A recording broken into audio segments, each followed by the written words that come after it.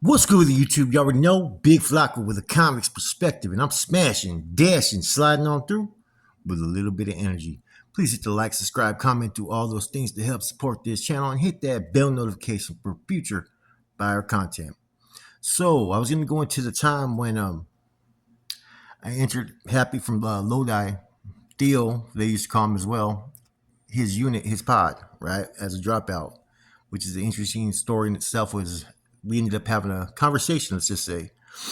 But anyways, I couldn't do this without talking about an individual, man. As you can tell by the thumbnail and title, man, the homie got caught in drag at the hotel. True story, 100%, man, all the way true story. And this individual's passed away, so I kind of feel free to go ahead and tell it because there's some interesting things along the way. Now, there was an individual named Bandit David from A Street. Old OG, right? He's passed away. One of those homeboys you say that's kind of like high strung, right? That if you let them get away with J Cadden as far as they can take it, they'll take it. He was one of those homeboys, very high strung, man. I met him for the first time in 03 and 03 in San Quentin when I was the RSD there. And I remember immediately noticing that his schooling was kind of like a little bit more old school. And he used to always say that he was pulled before he was schooled, which was a common thing that used to happen in the 80s and 90s. Okay.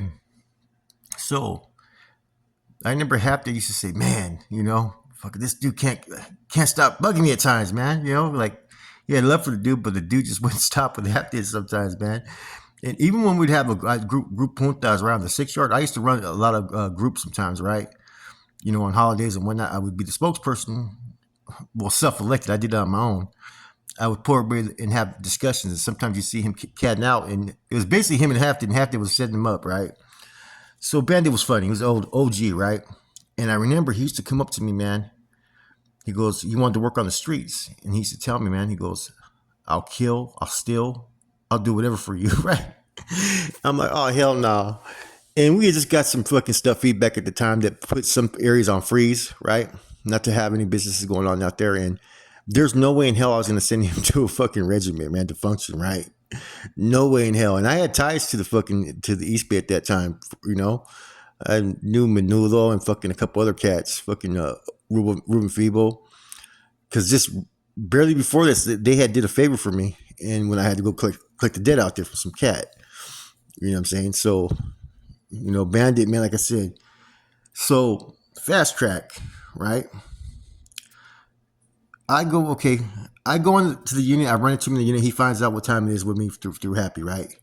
So when I'm out there on the streets, right? He's kind of like somewhat kind of related, right? So he would be at this place in Oakland where my little cousin would be, right? He'd be staying there. So I'd go to check on him, right? Because it's like right there, shit. I think it was on 85th, right? So I'd go out there and check on him, right? And, his mom was there and whatnot. And I think she was dating Bandit at the time. So when I would go over there, I'd go there with my brother and maybe someone else sometimes, right? He would make sure to stay in the fucking room, to not come out when I was there. And she would ask me for D, and I'd give her some D, so she would go back to the room and give it to him. And then as soon as I left, right, he would come out fucking all fucking, happy and everything, and then talking to my brother and saying, "Oh, I just can't be around your brother. I don't want to get in trouble." So the dude would take dope from me, right? But he wouldn't come out and say what's up to me, but he was in the same fucking house, man. And I was like, oh man, this dude. And he would talk all good, positive about me though, at least, you know what I mean? And because he knew who I was, you know what I'm saying? And, I used to clown with, what's her name? I said, man, he's probably back there fucking dressed up in a way, huh? And she used to fucking laugh because he had got arrested, right, at the Islander Hotel in Hayward, which by Tennyson and Mission. In fucking drag. We're talking wearing a dress, wearing a fucking wig, wearing all that shit, right?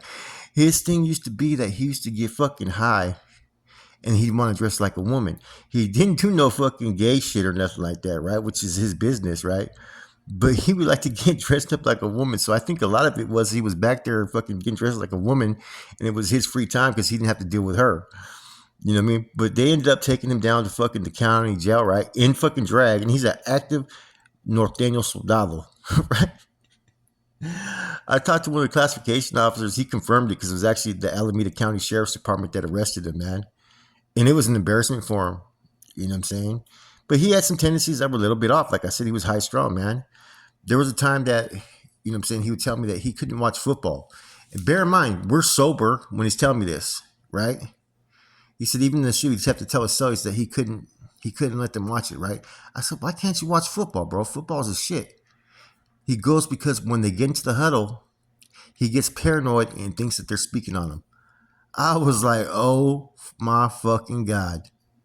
We got a real one here. You know what I'm saying?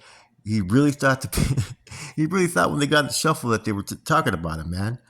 But that's just how his character was. He was just a little bit wired different. You know what I mean? I mean, he gets high and wants to dress like a female. Throughout the years, I had a couple different, stories of individuals that were wired a little bit different and what occurred. And one of them was with an individual named Tuffy from Hollister. Now we were both in Salinas Valley on courtesy parole, so we're in one of the holding cells.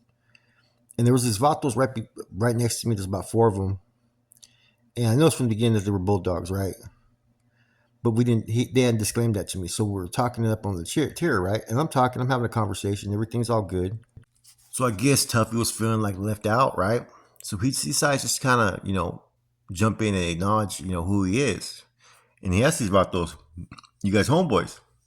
I said, "Homeboys, what do you mean?" "Norteno." They're like, "Charlie, you guys Sureños?" And they go, "Nah." So he starts scratching his head. He couldn't figure out. He goes, "You guys paisas?" And he really couldn't figure out what they were, right? It was fucking funny, man. I'm like, dude, they're bulldogs, bro. So next thing you know, they have us in the cell, man. Oh my God, dude. This dude had the master plan and buying a house with his SSI check, man. He said he was going to establish credit with it, buy this, and he was going to buy a Kia car. And next thing you know, he was going to save more money. I'm like, dude, how much is your SSI whatever check, right? He goes, I think he said 1,100. I go, yeah, good luck with that one, man. It was just, everybody said the same thing, man. He was just tough. He was toughy, man. Like the homeboy Lazy too, from Santa Clara. Lazy did some funny fucking shit, man. We told him that we didn't like this student. He had to go. Fucking, Lazy's in the shower trying to fucking stab the dude, but they left the broomstick there. He grabs it and he tries to spear the dude, man. That's who Lazy was, right? And yeah, man.